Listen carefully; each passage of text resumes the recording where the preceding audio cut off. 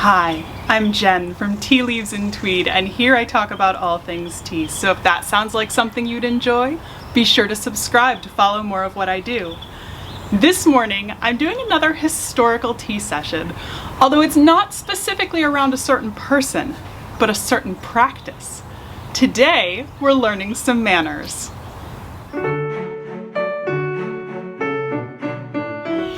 Good morning. How is everyone this morning? Let's have a cup of tea. So this morning we are discussing 18th and 19th century tea habits. So I have a pot of green tea. This is the Wanderlust green tea from Era Tea Company that I've brewed in an 18th century style. And I'm having it in my 19th century Royal Copenhagen demi-tasse cup.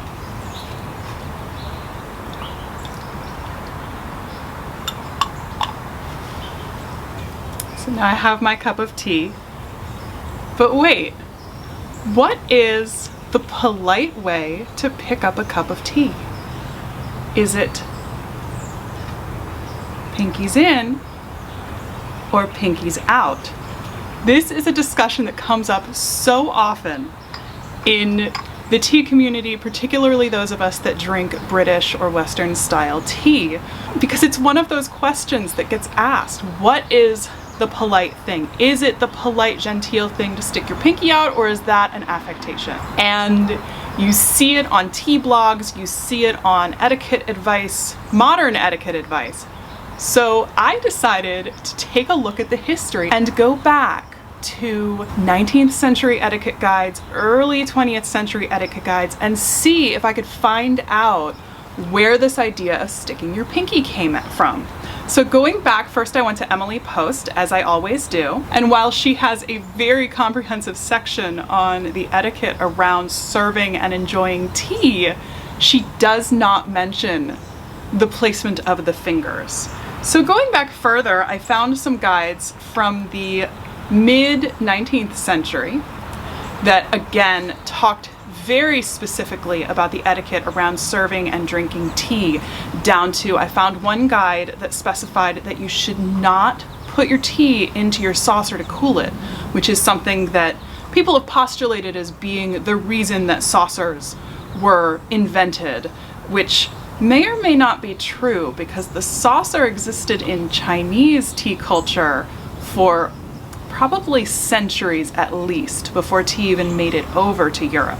So it is possible that the Europeans decided to use the saucer for that purpose. However, it is likely that the saucer was developed by the Chinese as a way to keep them from burning their fingers on a hot cup of tea that didn't have a handle. So then I started looking, and I found an article from Miss Manners, Judith Martin, where she talks about the reason that people think that sticking your pinky out is a genteel aristocratic custom comes from the 17th and 18th centuries, when tea was served in cups without a handle.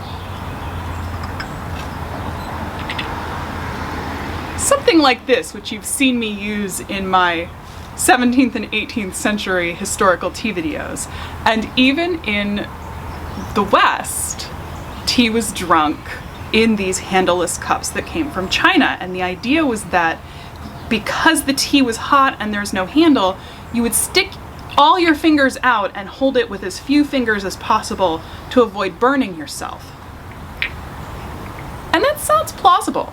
However, I found a painting from 1727, so the early 18th century, well before teacups with handles really became popularized in England, and it shows a family of 3 drinking tea, and all 3 of them, from the man of the house to his wife to what I assume is their daughter, have their fingers curled under to some extent. The woman has hers slightly out a little bit like a ballet dancer. However, they're not sticking out, they're just gently curled.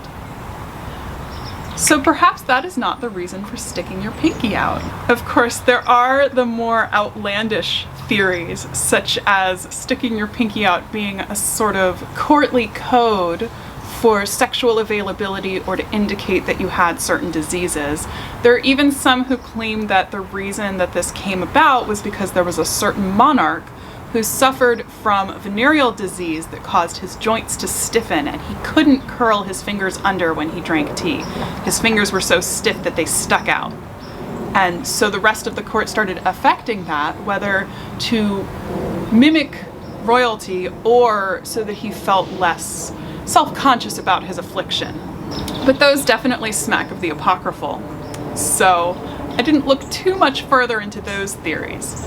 The last theory that seemed somewhat plausible comes from the idea that this practice actually predates tea coming to Europe and Britain, and that it actually goes back to when spices became widely available. So the idea behind this theory is that spices were something that only the very wealthy could afford.